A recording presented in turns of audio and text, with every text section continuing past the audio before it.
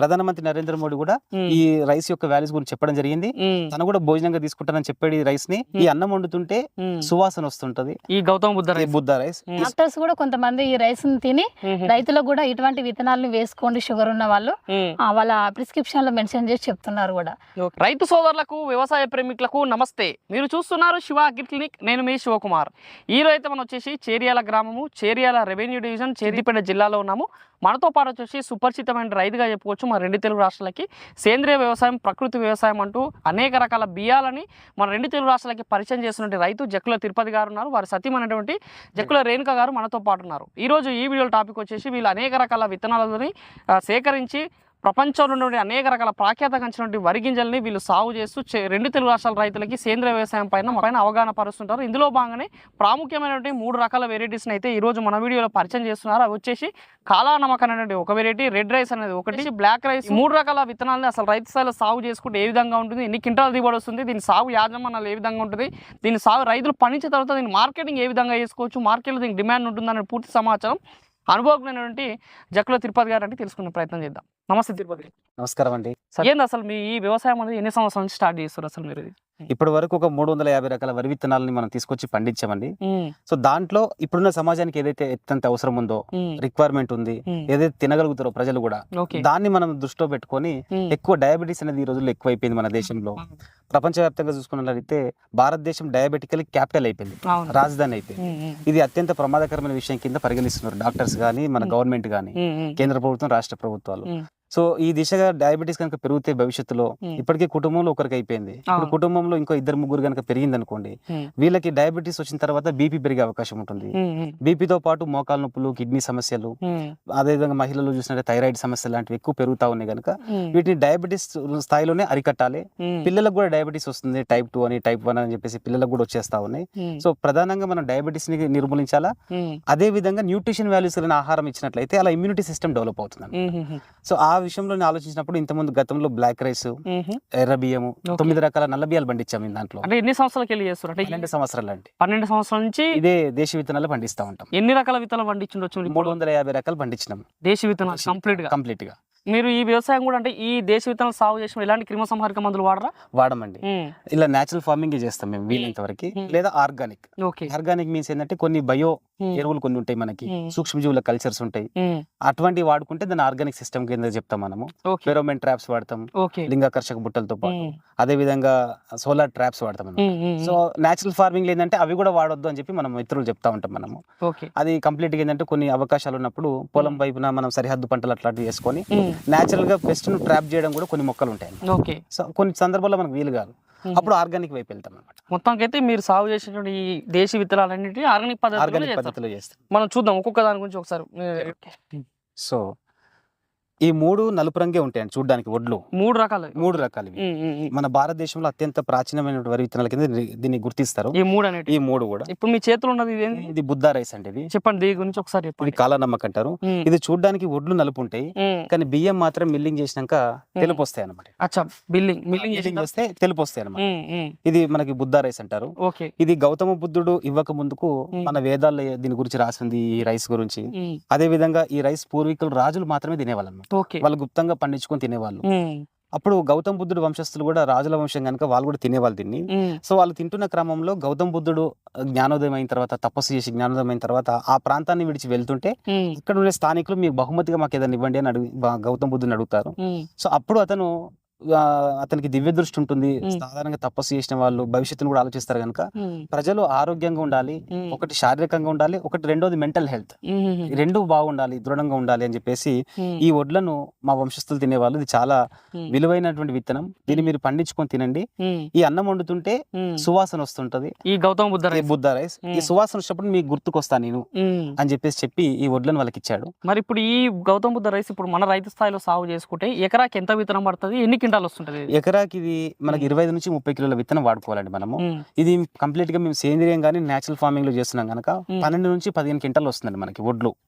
పండించిన తర్వాత దిగుబడి వచ్చేసి ఎకరాకి 12 నుంచి 15 క్వింటాలు వస్తుంది. మధ్యలో మనకి వస్తున్నాయండి. విత్తనం మోతాదు ఎంత సరిపోతుంది? ఎకరా 25 నుంచి 30 కేజీలు వేసుకోవాలి. దగ్గరగా ఒత్తుగా నాటేయాలి. మనం ఆర్గానిక్ ఫార్మింగ్ లో చేస్తాం కనుక మనకు ఎక్కువ పిలక శాతం ఉండదు, దిగుబడి తగ్గే అవకాశం ఉంటుంది కనుక నాటుకునేటప్పుడే దగ్గరగా ఒత్తుగా నాటుకోవాలన్నమాట. మరి అంతా మీరు 20-25 కిలోలు వేసినప్పుడు ఎకరాకి దిగుబడి 10-12-15 క్వింటాల్ లోపే వస్తుందంట. అవునండి. మరి ఇది రైతు సాగు చేసుకుంటే మరి రైతుకు లాభసాటిగా ఉంటుందా? ఎట్లా అమ్ముకోవచ్చు మార్కెటింగ్? అయితే మనకి ఈ రైస్ వచ్చేసి మనం చూడాల్సింది ఏంటంటే దిగుబడి క్రమంలో దీన్ని కొలవలేము, ఆరోగ్యం పరంగా మనం కొలవాలి. ఇప్పుడు ప్రతిరోజు రైతు ఏం చేస్తున్నాడు, అధిక దిగుబడులు తీసి నేల నిస్సారం అవుతుంది. ఆ అధిక దిగుబడులు తీసుకొచ్చి ఈ రోజు ఒడ్లు కొనడానికి కూడా మనకు సహకారం లేని పరిస్థితికి వచ్చేసాం. భారతదేశంలో మన తెలంగాణ ఈ రోజు ఒడ్లు పండిస్తున్న ప్రథమ రాష్ట్రం అయిపోయింది. కానీ ఎవరిని చెక్ చేసినా గానీ ఐరన్ లోపంతో ఉన్నారు, రక్తం సరిగా లేదు వాళ్ళకి, ఐరన్ డెఫిషియన్సీ ఉంది వాళ్ళకి, తర్వాత ఇమ్యూనిటీ సిస్టమ్ లేదు. కరోనా వచ్చినప్పుడు కొన్ని వందల మంది చనిపోవడం చూస్తున్నాం. సో కరోనా వచ్చిన తర్వాత సిస్టమ్ మారిందండి. ప్రజల దగ్గర డబ్బు ఉంది కానీ ఆరోగ్యకరమైన ఆహారం లేదన్నమాట. సో దీన్ని ఆరోగ్యకరమైన దాని దృష్టిలో మనం దీన్ని పోల్చుకోవాలి. మీరు బంగారానికి ఇత్తడికి పోల్చినప్పుడు ఇత్తడి లార్జ్ క్వాలిటీలో ఉంటది, కానీ బంగారం యొక్క గుణం వేరు కదా. సో ఈ బియ్యము ఇవన్నీ కూడా ఏంటంటే మనకు పూర్వీకులు చాలా విలువైన పోషకాలు బంగారంతో పోల్చారన్నమాట. మార్కెట్ కూడా ఇది అద్భుతంగా ఉందండి. ఈ రోజు కాలనమ్మక రైస్ కి ఇంటర్నేషనల్ లెవెల్ లో మార్కెట్ ఉంది. ఇది ఎవరు ఎక్కువ తింటున్నారో తెలుసా? ఇప్పుడు డెవలప్డ్ కంట్రీస్, దీని గురించి తెలిసిన వాళ్ళు. బుద్ధుడి యొక్క ప్రభావం ఎక్కడుంది? చైనాలో ఉంది, జపాన్ లో ఉంది, ఈ రోజు వాళ్ళు థాయిలాండ్, ఆ కంట్రీ సింగపూర్ మన దేశం నుంచి ఎక్స్పోర్ట్ అవుతున్నాయి. అదే విధంగా గల్ఫ్ కంట్రీస్ వాళ్ళు తింటున్నారు. అమెరికా, ఆస్ట్రేలియా కూడా హైయెస్ట్ ఎక్స్పోర్ట్ అవుతుంది ఈ రోజు రైస్ లలో. సో ఎవరైతే డెవలప్డ్ గా ఉన్నారో, ప్రోటీన్ వాల్యూస్ కావాలి, అదే సేమ్ టైం డయాబెటీస్ తగ్గాల, ఇమ్యూనిటీ సిస్టమ్ పెరగాలి, రక్త వృద్ధి జరగాలి అంటే ఈ రైస్, ఒకే రైస్ లో ఇన్ని రకాల గుణాలు ఉన్నాయి కనుక సైంటిఫికల్ గా నిర్ధారణ అయింది. Indian council of agri research వాళ్ళు దీనిపైన పూర్తి శాస్త్రీయంగా దీన్ని నిరూపణ చేసి దీంట్లో ఏమేమి ప్రోటీన్స్ ఉన్నాయి, ఏమేమి వాల్యూస్ ఉన్నాయని చెప్పి మనకు సైంటిఫిక్ గా చూపించిన తర్వాత ఈ రోజు ఇండియా నుంచి హైయెస్ట్ ఎక్స్పోర్ట్ అవుతున్న రైస్ లో ఇది ఒకటండి. మన బాస్మతి తర్వాత బుద్ధ రైస్ అండి. పండించి మిల్లింగ్ చేసి ఇలాంటి ధాన్యాన్ని మార్కెట్ లో అమ్మిరు అనుకో, కేజీ ఈ రోజు రైతుగా నేను ఏం చెప్తానంటే ప్రాసెస్ చేసి వాల్యూ యాడ్ చేసి అమ్ముకోండి అని చెప్తామండి. కేవలం పూర్వకాలంలో రైతులు ఎట్లా ముడి పదార్థంగా అమ్మితే దానికి గిట్టుబాటుగా, మనం వడ్ల రూపంలో అమ్మితే గిట్టుబాటుగా, ఈ రోజు నేను ఏం చేస్తా, దీన్ని కంప్లీట్ గా రైస్ చేస్తాను. 150 రూపాయలు కేజీ అమ్ముతున్నాం. ఇప్పుడు ఈ రోజు మేము అమ్ముతున్నామండి. ఎకరాకి నేను టన్ను బియ్యం తీస్తా. దీన్ని 15 క్వింటాల దిగుబడి తీస్తే టన్ను బియ్యం ఈజీగా వస్తాయి అనమాట. 1000 కేజీల బియ్యం వస్తాయి. 1000 కేజీల బియ్యాన్ని నేను 150 రూపాయలకు అమ్ముకోగలుగుతున్నాను. కానీ సాధారణ రైతు 100 రూపాయలకి ఈజీగా అమ్ముకోవచ్చు అండి. సాధారణ రైతు అట్లా బెనిఫిట్ 1,00,000 రూపాయలు వస్తుంది కదా. 100 రూపాయలకు అమ్ముకుంటే 1,00,000 రూపాయలు. ఒకవేళ వాళ్ళు మంచి మార్కెట్ చేసుకోగలిగితే 150 రూపాయలకు అమ్ముకోగలిగారు అనుకోండి, 1,50,000 వస్తాయి. పెట్టుబడి ఎంత పెట్టవచ్చు? 50,000 వరకు పెట్టొచ్చండి ఎకరాకి. 50,000 కంటే ఎక్కువ కాదు. ఎందుకంటే నేచురల్ ఫార్మింగ్, ఆర్గానిక్ ఫార్మింగ్ లో పశువుల ఎరువు ఎక్కువ వాడతాం. కనీసం 3 నుంచి 5 ట్రాక్టర్ల పశువుల ఎరువు వాడతాం కనుక లేబర్స్ మనకు కలుపు సమస్య సాధారణంగా నేచురల్ ఫార్మింగ్ లో ఎక్కువ ఉంటది కనుక 50,000 కంటే మించి ఎప్పుడు పెట్టుబడి కాదు. మీరు సాధారణ వర్ణకాలు పండిస్తే 30,000 పెట్టుబడి మినిమం అవుతుంది. కానీ వాళ్ళకి వచ్చే అమౌంట్ ఎంత? 50,000 నుంచి 55,000 మధ్యలో వస్తున్నాయి సాధారణ. ఇప్పుడు వేసే దొడ్డు రకాలు వేస్తే లేదా 60,000 వస్తాయి. 30,000 పెట్టుబడి తీసేస్తే వాళ్ళకి 30,000 మిగులుతాయి. అదే ఇటువంటి రకాలు పండించుకుంటే వాళ్ళు దీంట్లో 15 క్వింటాల వడ్లు మినిమం వస్తాయి. మంచి ప్రాక్టీస్. 10 క్వింటాల బియ్యం వస్తాయి. 10 క్వింటాల బియ్యాన్ని వాళ్ళు నేరుగా 100 రూపాయలకు అమ్ముకున్నా గానీ వాళ్ళకి చక్కగా 1,00,000 రూపాయలు వస్తాయి. 50,000 వాళ్ళ ఖర్చులన్నీ తీసేసినా కానీ 50,000 అదనంగా దీంట్లో ఎక్కువ లాభం కూడా ఉందండి. మీరు అంటే సంవత్సరం పొడవునా 2 సీజన్లకు అనుకూలంగా ఉంటుంది. ఇది వర్షాకాలం బాగా వస్తుంది. యాసంగి ఎట్లా వస్తుందని చెప్పి కొంత ట్రయల్ వేసానండి. యాసంగిలో మాత్రం హీల్డింగ్ తగ్గింది. యాసంగిలో మనకు 5 క్వింటాల డిఫరెంట్ వచ్చిందండి. దాదాపుగా వర్షాకాలం మనం 15 క్వింటాలు వేసుకుంటే ఇది 10 క్వింటాలకే వచ్చింది యాసంగిలో. ఇప్పుడు మనం చెప్పుకున్నటువంటి ఇప్పుడు 3 ఉన్నాయి కదా, black rice, red rice, Gautam Buddha rice. 3 ఏవైనా సరే ఒకటే దిగుబడులు వస్తుంటే మారుతుంటే ఈ 3 అంతేనండి. 3 ఏవైనా అత్యంత ఔషధ విలువలు కలిగిన కింద మనం ప్రోత్సహించాలి. మెడిసిన్ వాల్యూస్ ఎక్కువ, తక్కువ ఆహారంతో ఎక్కువ శక్తిని ఇస్తాయి, మన బాడీని క్లీన్ చేస్తాయి అనమాట. యాంటీ ఆక్సిడెంట్స్ ఎక్కువ అండి దీంట్లో. సో క్లీనింగ్ ఏజెంట్ గా ఉపయోగపడతాయి. బాడీలో ఉన్నటువంటి మృత కణాలను ఎప్పటికప్పుడు తీసేస్తా ఉంటది. గ్లైసెమిక్ ఇండెక్స్ కూడా ఎంత ఉంటుంది ఇందులో మనకి? సాధారణంగా మన ప్రభుత్వం సూచక ప్రకారం 70% కంటే తక్కువ గ్లైసెమిక్ ఇండెక్స్ అనేది మనం తినాలండి. 70 కంటే ఇప్పుడు సాధారణ బియ్యాలన్నీ 70 కంటే ఎక్కువ ఉంటాయి. అందుకనే షుగర్ రాగానే డాక్టర్స్ బియ్యం తినొద్దు అంటారు. సో గ్లైసెమిక్ ఇండెక్స్ చూడాలి, కార్బోహైడ్రేట్స్ చూడాలండి. సో అదే మీరు రెడ్ రైస్ లో చూసుకున్నారు అనుకోండి, గ్లైసెమిక్ ఇండెక్స్ 55 నుంచి 60 ఉంటదండి. ఇది ఎర్ర బియ్యంలా. అదే మీరు కాలానమ్మకు తీసుకున్నారు అనుకోండి 49 to 52. సో మనకు 60% కంటే తక్కువ ఉన్నాయి కనుక హ్యాపీగా షుగర్ పేషెంట్స్ 3 పూటలు తినొచ్చండి. బ్లాక్ రైస్ తీసుకున్నారు అనుకోండి, ఇది బ్లాక్ రైస్, వీళ్ళు వచ్చేసి 41 to 43. నిజానికి చెప్పాలంటే షుగర్ అత్యంత తక్కువ ఉన్న చూసుకున్నట్టు బ్లాక్ రైస్. అయితే ఈ బ్లాక్ రైస్ కి రెడ్ రైస్ కున్నటువంటి చిన్న తేడా ఏమొస్తుందంటే ఈ అన్నం ముద్ద అవుతాయండి. అన్నం ఇలా బి కాంప్లెక్స్ ఎక్కువ ఉంటదండి. సో బి కాంప్లెక్స్ మూలంగా ఏమైతే అన్నం ఇప్పుడు ముద్ద అవుతుంది. అంటే రాగి సంకట్ లెక్క తినాలి. రాగి సంకట్ లెక్క తినాలి. ఇడ్లీ రూపంలో తినొచ్చు, దోశ రూపంలో తినొచ్చు. ఇప్పుడు మాకు సమ్మర్ స్టార్ట్ అయింది, నైటే అన్నం వండేసి పొద్దున దాన్ని పాలు పోసి తోడేసి పొద్దున చద్దన రూపంలో తీసుకుంటాం. మీరు అసలు డిహైడ్రేషన్ కాదు, డే అంత ఎంతనైనా తిరగండి మీరు. ప్రధాని నరేంద్ర మోడీ కూడా నాకు తెలిసి చెప్పిండండి. ప్రధానమంత్రి నరేంద్ర మోడీ కూడా ఈ రైస్ యొక్క వాల్యూస్ గురించి చెప్పడం జరిగింది. తను కూడా భోజనంగా తీసుకుంటానని చెప్పాడు ఈ రైస్ ని. ఇది ఎక్కువ యూపీలో సాగు అవుతుందండి ఇప్పుడు, గౌతమ్ బుద్ధ రైస్. ఎందుకంటే గౌతమ్ బుద్ధుడు అక్కడ పుట్టిండు కదా, సో అక్కడ దీనికి జిఐ ట్యాగ్ ఇవ్వడం జరిగింది. అన్నిటికీ కూడా మనకు స్మార్ట్ జీవితం అలవాటు అయిపోయినాక ప్రెజర్ ఎక్కువ అయిపోయింది మనిషి. ప్రెజర్ ని హ్యాండిల్ చేయాలంటే జింక్ న్యూట్రిషన్స్ ఇంపార్టెంట్. సో అందుకని మరి గౌతమ్ బుద్ధుడు 1000 సంవత్సరాల క్రితమే మీరు మానసికంగా శారీరకంగా ఆరోగ్యంగా ఉంటారని చెప్పించారండి. ఇది రిటర్న్ గా రాసింది, ఇది ఇండియన్ గవర్నమెంట్. ఆ పుస్తకంలో కూడా నా దగ్గర ఒక పుస్తకం ఉంది, దాంట్లో రాసింది అనమాట. మెంటల్ హెల్త్ కూడా బాగుంటుంది అని చెప్పేసి. దాంతో పాటుగా మనకి తెల్ల రక్త కణాలు డెవలప్ చేసామని చెప్పాం. పిల్లల జ్ఞాపక శక్తి పెరుగుతుంది దీనివల్ల. అదే విధంగా ఐరన్ డెఫిషియన్సీ ఉంటుందండి. మన దేశంలో చూసినట్లయితే ఎక్కువ శాతం డెఫిషియన్సీతో బాధపడే వాళ్ళు ఒకటి జింక్, రెండోది ఐరన్ అండి. అవన్నీ మనకి ఇందులో సమృద్ధి ఐరన్ కూడా ఉందండి. ఐరన్ ఉండడం వల్ల ఏమైతుంది, బ్లడ్ ఇంప్రూవ్మెంట్ చేస్తుంది. ముఖ్యంగా మహిళలకి రోజుకు 25 మిల్లీగ్రాముల ఐరన్ కావాలా, మగవాళ్ళకి వాళ్ళకంటే తక్కువ కావాలి. సో వాళ్ళకి ఐరన్ అండ్ డెఫిషియన్సీ వల్లనే మీరు ఏ పని చేయలేరు, చిన్న చిన్న వాటికి అలసట ఉంటది. ఇది ఐరన్ డెఫిషియన్సీ అనమాట. కాలు చేతులు లాగడము. ఈ రైస్ తీసుకున్నప్పుడు సాధారణంగా ఇది షుగర్ కి పని చేస్తుంది, ప్లస్ ఐరన్ ఉంది, దీంట్లో జింక్ ఉంది, ప్రోటీన్ ఎక్కువ అండి. మళ్ళీ నీకు సాధారణంగా మిల్లెట్స్ లో గానీ రైస్ లో చూసుకున్నట్లయితే నార్మల్ రైస్ లో 2% ప్రోటీన్ ఉంటదండి.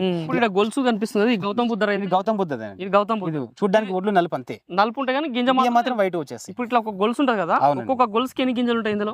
దాదాపుగా మనకు 200 గింజలు వస్తాయండి. 200 గింజలు పై నుంచి కింద వరకు పాలు పోసుకుంటాయి ఇందులో. అసలు పాలు పోసుకుంటాయి.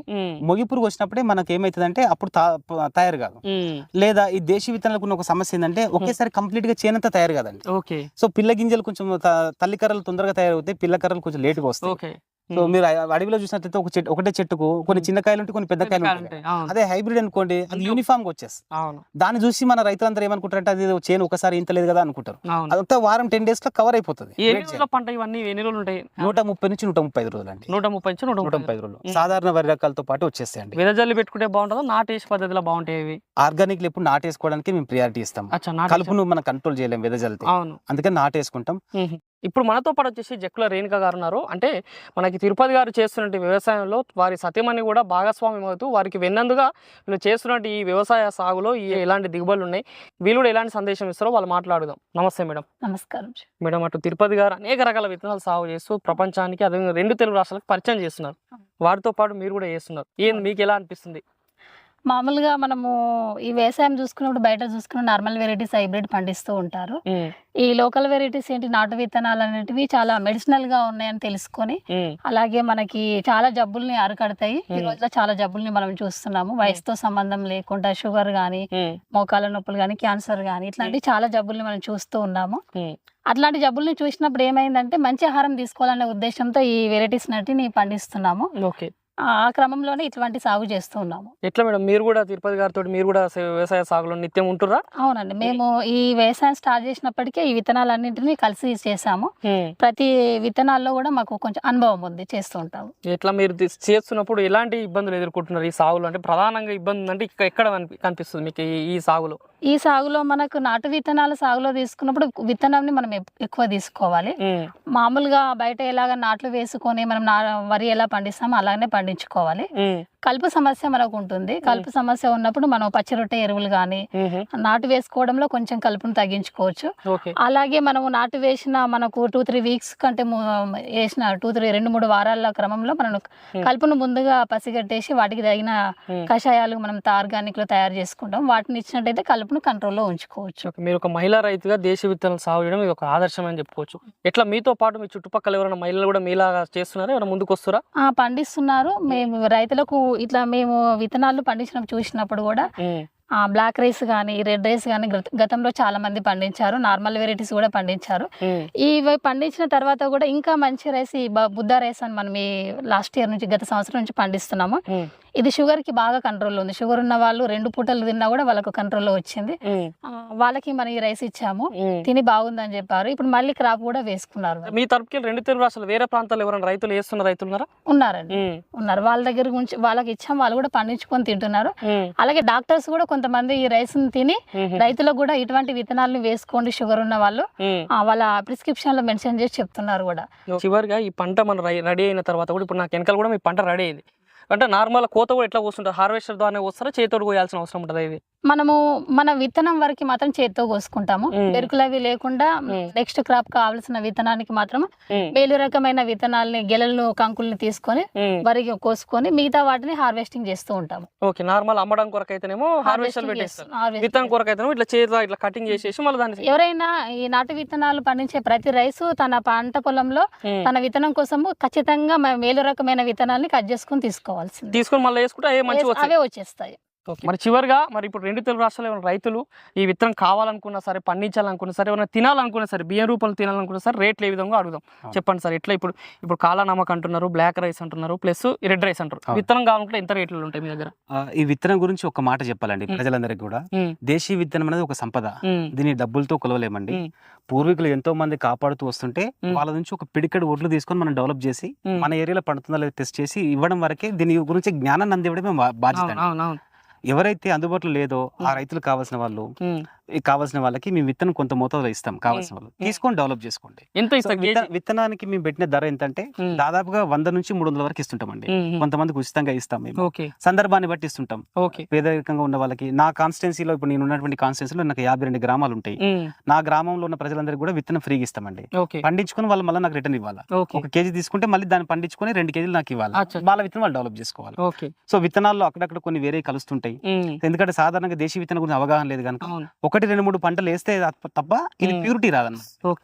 సో ఒక్కసారి మీకు విత్తనం ఇచ్చిన తర్వాత దాన్ని మీరు బాధ్యతగా తీసుకొని కాపాడుకోవడం మన బాధ్యత. విత్తనం అందించడము జ్ఞానం అందించడమే నా ఉద్దేశం. ఎవరైతే పండించుకోలేని వాళ్ళు ఉంటారో వాళ్ళకి బియ్యం ఇవ్వడమే నా బాధ్యత.